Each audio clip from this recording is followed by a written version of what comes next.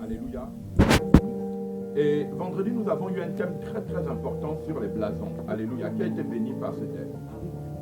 Alléluia. Et nous avons compris qu'en réalité, derrière l'histoire d'un homme, alléluia, ce n'est pas le corps qui vit. Ce n'est pas ton corps qui vit. Physiquement, on te voit, on t'appelle Jean, on t'appelle Jacques.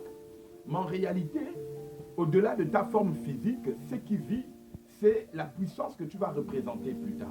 Ce qui sortira de toi plus tard. En réalité, ton visage n'est que comme une enveloppe. Alléluia. Vous envoyez une enveloppe, ce n'est pas l'enveloppe qui est importante, c'est, alléluia, la lettre. C'est la lettre qui est dans l'enveloppe qui est importante. Alléluia. Si c'est une mauvaise, même si l'enveloppe est bien blanche, si c'est des mauvaises nouvelles qui sont là-dedans, quand vous allez lire l'enveloppe, alléluia, quand vous allez lire la lettre, vous allez être alléluia, comment j'appellerais ça, choqué, perturbé, mal, alléluia, offensé, voilà, à cause du contenu de la lettre. Alléluia. Donc il est important que nous saisissons, dans ce temps de la fin, les nouveaux cycles qui arrivent pour changer l'histoire de l'humanité. Et nous voyons dans l'Apocalypse que nous venons de lire, que la Bible déclare qu'il n'y a pas eu de changement dans la Bible si l'agneau n'a pas été immolé. La Bible déclare, quand vous avez lu vous-même avec moi, que personne ne fut trouvé, alléluia, est-ce qu'on me regarde? Personne ne fut trouvé digne d'ouvrir le livre, ni le regarder. Aucune créature, alléluia, dans le ciel, sur la terre. Alors, vous voyez les trois mondes. Le Seigneur précise bien qu'il y a différents mondes que vous ne voyez parce que vous voyez ce qui est au ciel. Non. Vous voyez peut-être ce qui est sur la terre parce que vous êtes sur la terre. Et la Bible dit sur la mer. C'est-à-dire qu'il décrit, alléluia, il va décrire les différents niveaux. Alléluia. Est-ce que nous sommes ensemble? Amen, amen, amen. Est-ce que nous sommes ensemble? Vous voyez? Moi, je bénis Dieu du fait que Dieu m'a donné une parole qui ne va pas être la parole qui est prêchée partout ailleurs. Moi, je suis un prophète. Et je rends grâce à Dieu du fait que le prophète est celui d'abord qui doit assumer le témoignage de la parole que Dieu met dans son cœur. Et vous savez, vous pouvez accepter de ne pas prêcher quelque chose pour seulement, alléluia, bénéficier du confort que tout le monde peut bénéficier dans la parole de Dieu, parce que tout simplement, vous faites le compromis de ne pas aller là où tout le monde, alléluia, a peur d'aller. Mais moi, j'ai décidé d'aller où tout le monde ne veut pas aller. Et de prêcher ce que les gens ne veulent pas prêcher. Parce que je sais que c'est là la finalité. Même si aujourd'hui, alléluia, sur la base de beaucoup de personnes, je parais être incompris. Mais qui vous a dit que les grands leaders au début sont compris? Un homme qui mène un combat doit savoir qu'au début, il n'est incompris parce que ce qu'il dit, beaucoup de gens n'ont pas la capacité de croire en ça. Est-ce que le peuple d'Israël croyait que Moïse était vraiment leur libérateur? Mais devant l'armement de l'Égypte, devant les pharaons, devant les grands prêtres, devant la structure militaire politique de l'Égypte, c'est comme si vous vous dites, ah, mais les prières du prophète Amos peuvent déranger le pouvoir en France. Mais si tu vas dire ça à quelqu'un dehors, il va te rire au nez. Mais vous rigolez, vous racontez des bêtises. Mais c'est lorsque les choses, alléluia, quand je parle du pouvoir d'une certaine manière, hein, ça ne veut pas dire que je le fais, mais je veux parler du monde spirituel. C'est comme quand on va dire, ah, mais Satan va être dérangé par la prière, par exemple, d'un enfant. Que de la bouche des enfants, Dieu tire la louange, alléluia, pour imposer silence à l'ennemi, selon le psaume 8. Mais ça paraît utopique, alléluia, mais et pourtant c'est de là que constitue toute la vraie, alléluia, la vraie subsistance, la vraie sémence de Dieu. Donc, nous voyons dans le livre de l'Apocalypse, pour revenir à cela, que aucune créature dans le ciel fut trouvée digne d'ouvrir le livre et de le regarder. Ni sur la terre, ni dans la mer. Et la Bible dit, lui qui avait déjà vu l'ange le révéler, lui qui avait déjà vu l'état de l'Église en situation, dans l'Apocalypse au chapitre 2 jusqu'au chapitre 3, Jean qui avait déjà vu l'Église être, alléluia, occupée par les forces, alléluia, et les blasons du monde. Tous les blasons qui contrôlent le monde étaient dans l'Église. Et la Bible dit que dans toutes ces églises, il n'y a pas une qui a échappé au blason du monde, c'est-à-dire à la représentation des forces qui agissaient à ce temps-là. Et pourtant, c'était les églises. Jésus ne les a pas niées comme les églises, mais elles étaient des églises de nom. Elles n'étaient plus des églises de fait, ce qu'on appelle des églises de puissance. C'est comme vous pouvez porter un corps. Vous avez juste, alléluia, une enveloppe. Mais vous n'avez plus la puissance.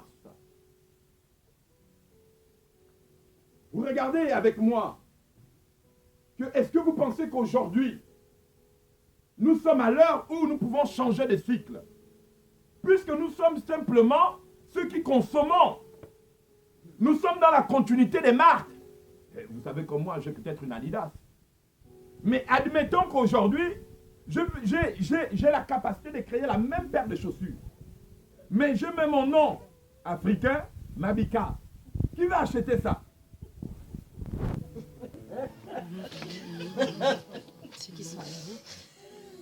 Qui va acheter la paire Mabika? Parce que Mabika ne rentre pas dans la constitution de ceux qui vont planifier le monde. Le monde est dirigé par ceux qui ont leur marque. Le monde est dirigé par ceux qui ont leur blason. Et ils se réunissent dans un dénominateur commun. Et leur dénominateur commun, c'est qui? C'est le prince de la puissance de l'air qui agit dans les fils de la rébellion. Et le mot rébellion veut tout simplement dire ceux qui s'en foutent de Dieu. C'est-à-dire, pas venir à l'église parce qu'on peut être à l'église et s'en foutre de Dieu. Pas rester enfermé dans une belle structure et dire, ah oui, mais comme je suis là, c'est Dieu qui est là. Mais non, l'Apocalypse nous révèle que l'église, dans sa constitution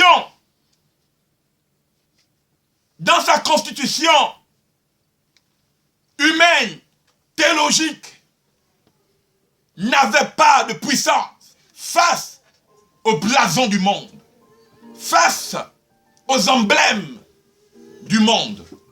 Parce que ces emblèmes étaient déjà établis pour poursuivre un cycle.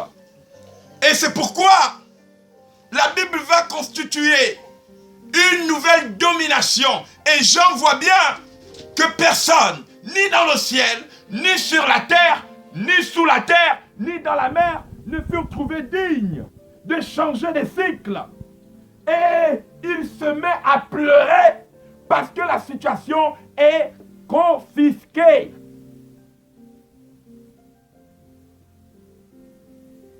Et la Bible déclare qu'à ce moment-là, il est apparu un autre blason. Regarde quelqu'un dit, l'apparition d'un autre blason. L'apparition d'un autre blason. Il est apparu un agneau immolé. Amen.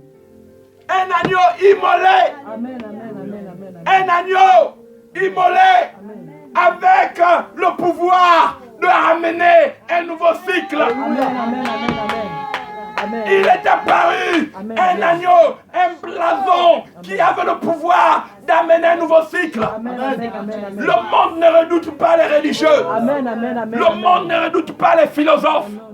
Le monde ne redoute pas Michael Jackson. Le monde ne redoute pas Rihanna. Le monde ne redoute pas Jay-Z. Parce que ces hommes ne changent rien. Ils n'amènent rien. Amen, amen, amen. Ils sont plutôt dans la continuité d'un cycle pour maintenir des labels, pour maintenir des marques. Ils sont esclaves de labels. Ils sont esclaves de marques. Ils ne font rien que continuer l'image d'un blason. Mais la Bible déclare qu'à ce temps, Jean a été amené au ciel. Il a regardé. C'est pourquoi aujourd'hui, vous voyez, nous les jeunes gens, nous sommes presque parfois saisis par tous ces blasons, par toutes ces marques. Nous sommes habillés du parfum à nos habits par des marques. Qui peut encore coudre? Mais la situation est presque chaotique. Je peux vous dire que spirituellement parlant, nous sommes tous piégés. Enfin, humainement parlant, pas spirituellement. Je me rectifie. Amen. Humainement parlant, naturellement parlant, nous sommes censés, aucune personne ne peut dire « Oh, moi je n'adore pas le diable. » Tu es un menteur. Tu es un menteur.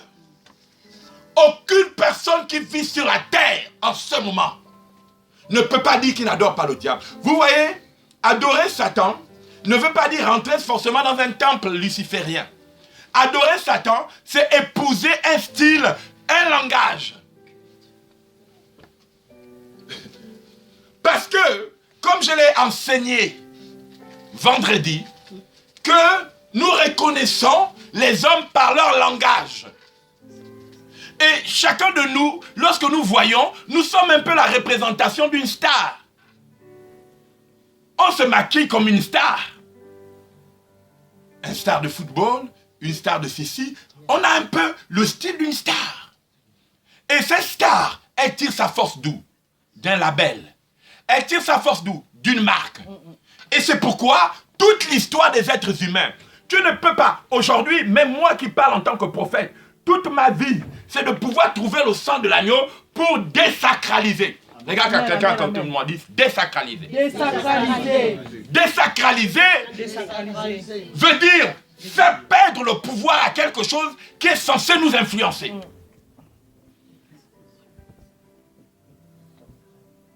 C'est pourquoi le Seigneur dit que tout ce que vous faites, faites-le au nom du Seigneur. Quand vous mangez, dites au nom de Jésus. Amen, amen. Quand vous dormez, dites au nom de Jésus. Et invoquez le sang de l'agneau. Parce que, par exemple, quand moi j'achète mes chaussures, je dis Seigneur, regarde, je suis soumis sur le plan humain à un label. Je suis soumis, ma télévision. Tu ne peux pas aller te dire, voici, c'est moi qui ai créé ça. Non. Tu as créé quoi? Le blouson que tu as créé ça? Tu n'es qu'un consommateur qui poursuit le cycle. Alléluia. D'un label. J'ai une voiture. Je ne peux pas dire que j'ai créé ma voiture. Tu ne poursuis que le cycle d'un label. Et derrière ce label, qu'est-ce qui se cache? Une puissance, un pouvoir qui est honoré. Mais la Bible dit que dans l'Apocalypse, personne ne fut trouvé digne. C'est-à-dire que personne n'était capable d'honorer l'agneau. L'agneau n'avait plus de puissance. Mais lorsque l'agneau a été immolé, la louange est revenue dans le ciel. Amen, amen, amen, amen, amen, amen. Amen, amen. Est-ce que ces choses vous sont accessibles à votre intelligence spirituelle? Toute notre vie, humainement parlant, quand on te regarde sur la terre, tu n'as pas de label à produire. Tu n'as pas de blason à ramener. Parce que, humainement parlant, tant que tu ne fais pas partie des sociétés dans lesquelles les hommes trouvent et puisent la puissance, tu seras un consommateur éternel. Et ce n'est que dans l'agneau. Oh, regarde quelqu'un. Dis le sang de l'agneau. Le sang de l'agneau. Que nous retrouvons Amen, amen, amen. la puissance. Amen. Que nous réintégrons le monde des puissances. Amen. Le monde de louange. Amen. Le monde de la sagesse. Amen. Le monde de l'honneur. Amen. Le monde de la gloire Amen. qui nous a été interdit. Amen, amen, amen. Parce que quand amen, tu vois amen, quelqu'un amen. qui dit, oh non, il est dans la gloire. Amen. Il est dans la Alléluia. gloire. Ah mais regarde la star là, elle est dans la gloire. Oh, alléluia. Il est dans quelle gloire? Amen. Le jour où on voudra l'arrêter, on l'arrête. Amen. Le jour où on voudra dire qu'il meurt, on le tue. Parce que, hein? Voilà. Amen. Parce que tout simplement, ils ne sont pas là pour changer des cycles. Ils sont là pour continuer un cycle. Alors que nous autres, Alléluia. par des simples paroles, nous dérangeons. Amen, amen, Ça fait amen, combien d'années je suis enfant, je dérange. Amen, amen, amen, amen, amen. Ma simple parole, et pourtant, je n'ai pas d'argent. Je ne conduis pas dans les plus grosses voitures, les plus belles maisons. Mais bien aimé, le pouvoir de ta parole. Amen, amen. Je vais parler à des hommes qui ont, écoutez, quand vous faites partie du peuple des prophètes, vous deviez savoir une chose, que la Bible dit, ils l'ont vaincu. Ils l'ont vaincu à cause de la parole, de la témoignage et du sang de l'agneau. Ils l'ont vaincu car ils n'ont pas aimé leur vie. Bien aimé, il y a une position. Il n'a pas d'abord aimé sa vie pour aller vaincre. Amen. Merci Seigneur. Parce que quand tu aimes le confort, tu es obligé de suivre un label. Amen. C'est pourquoi aujourd'hui, Alléluia. tu vas remarquer que même dans soi-disant nos églises reconnues officiellement avec des labels, alléluia, ils défendent un label, alléluia, une marque. C'est devenu un slogan. Alors que quand tu regardes dedans, ce n'est qu'une église de kermesse. C'est de la kermesse. La kermesse, c'est joli, mais ça ne change pas de vie. Alléluia, c'est une église d'animation. Alléluia, la foi foraine, c'est joli, mais avec la foi foraine, on ne change pas de cycle. Amen, amen, amen, amen. Alléluia. Je suis en train de parler à des hommes et à des femmes qui sont dans une génération où le pouvoir de leur parole va devenir une empreinte de bouleversement, de chamboulement. Dieu n'a pas appelé les gens à demeurer dans des endroits où ils poursuivent le pareil eux-mêmes. C'est pourquoi, lorsque ta parole devient sacrée, lorsque ta parole est empreinte des oracles qui bouleversent, les gens commencent à se dire, ah, il n'est pas comme nous. Son langage nous fait peur. Sa façon de parler nous effraie. Mais en réalité, ce n'est pas que tu effraies les gens dans le plan naturel, c'est qu'ils sentent que tu es en train d'amener un cycle auquel ils vont perdre leurs privilèges. Ils vont perdre leurs avantages de sorcellerie et de sortilèges. Ils vont être anéantis. Amen.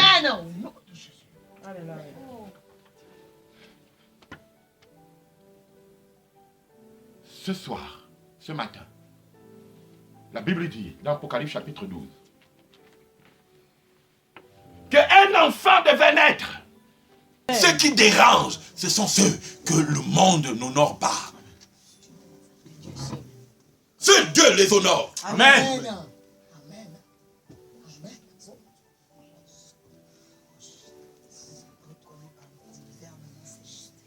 Ils sont conduits par la parole de cette flamme qui crépit devant le grand trône blanc. Amen. Le grand trône blanc où la Bible déclare que ce trône est un trône du faible reste qui ont vaincu à cause de la parole de leur témoignage. Amen. Parce qu'ils n'ont pas aimé leur vie. Vous savez, quand vous aimez votre vie, on vous amène à la table des négociations. Pour dire, traitez avec notre label. Prophète Amos, traite avec notre label. Vous savez, le torrent de délice, on peut la rendre puissante. Il suffit seulement que vous regagniez nos rangs. On n'enverra plus les esprits venir vous perturber. Là où vous êtes. Vous auriez la facilité. À 3 fois, j'ai été tenté par le diable. J'ai vu Baphomet. Peu de serviteurs de Dieu connaissent qui est Baphomet. Et quand je le dirai devant les grands maîtres de ce monde, ils savent de quoi je parle. Amen. Baphomet est rentré dans ma chambre. Il s'est présenté à moi. Il m'a dit, je m'appelle Baphomet. Je suis le maître de ce monde. Et j'ai le pouvoir de rendre un homme puissant sur la terre. Regagne mes camps et arrête de parler contre moi.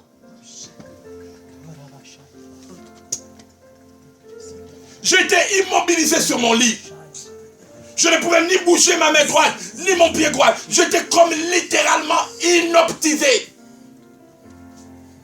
Mais la seule chose qui m'a ramené à la vie, c'est que je me suis souvenu que Dieu se moque de ses ennemis. Amen, amen, amen, amen, amen. Amen, amen, amen. Je ne peux pas vous raconter tout ce que le Seigneur m'a pu me faire vivre. Il m'a amené au centre du monde de la terre. Je suis arrivé dans les grandes eaux. Est-ce que vous voulez que je vous parle des choses? Amen, amen. Je ne prêche pas l'évangile de Kermès. C'est pourquoi quand je sers Dieu, je le sers d'abord par rapport à ce qui s'est révélé à moi. Amen. Et je le bénis dans ma vie du fait que je ne ressemble pas à tout le monde. Amen, amen. Pour me suivre, il faut être appelé de Dieu. Hein. Amen, amen. Pour marcher avec moi, il faut être appelé de Dieu. Vraiment. Parce qu'il y a des choses qui vont t'échapper à un moment donné quand tu me suis.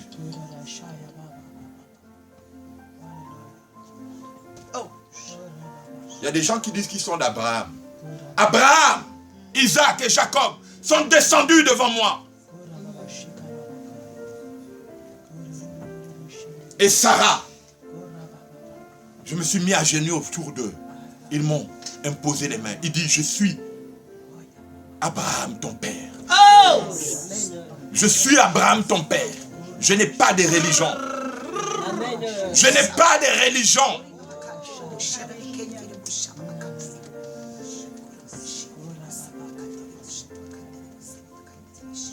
Sachez une seule chose. Dans la vie de l'homme, vous savez pourquoi aujourd'hui beaucoup de jeunes gens n'arrivent plus à écouter Dieu? Mais parce que comment voulez-vous que les gens écoutent Dieu alors qu'ils sont esclaves des labels? Le samedi soir, les labels commencent déjà. Vous avez, vos maisons sont bombardées de labels de musique. Comment les gens peuvent entendre Dieu? C'est impossible. C'est pourquoi la Bible dit que l'homme naturel ne peut pas comprendre les choses de l'esprit. Parce que c'est spirituellement qu'on l'écoute. Amen, amen, amen, amen, amen. Mais qu'est-ce que tu veux? Le samedi soir, tu as déjà des labels qui sont là, qui vont faire des bombardements pour changer le langage. Aujourd'hui, quand je parle, par exemple, comme ça, à un jeune qui vit en France, il va se dire, ah, mais lui, il perd son temps. Pourquoi? Parce qu'il ne va pas voir la beauté de la parole de Dieu. Lui va poursuivre son label. Il va essayer de vouloir ressembler à la star qui est dans une image de label. Il va oublier que lui-même est une puissance. Amen, Que amen, toute amen. sa vie, il doit se battre pour sortir la puissance qui est en lui. Amen. Mais ça ne te permettra jamais. Vous avez déjà vu qu'un prisonnier, on le laisse libre devant. Alléluia. Encore là, c'est un mauvais exemple. Devant les policiers, il est toujours menotté toute la vie.